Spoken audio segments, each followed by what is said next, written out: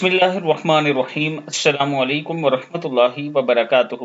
رسول اللہ صلی اللہ علیہ وآلہ وسلم نے فرمایا، پریشانی کے وقت یہ تین دعائیں بار بار پڑھا کریں: لا الہ الا اللہ العظیم الحلیم، لا الہ الا اللہ رب السماوات ورب الارض ورب العرش العظیم، لا الہ الا انت سبحانک انی کنت من الظالمین، اللہ اللہ ربی لا اشرک بہ شیئا۔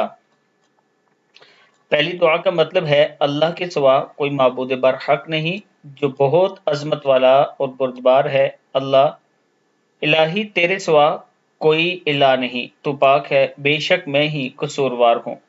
اللہ صرف اللہ ہی میرا رب ہے، میں اللہ کے ساتھ کسی کو شریک نہیں کرتا۔ ابن ماجہ کی حدیث ہے۔ اللہ تعالی ہم سب کو بھی اس پر عمل کرنے کی توفیق دے۔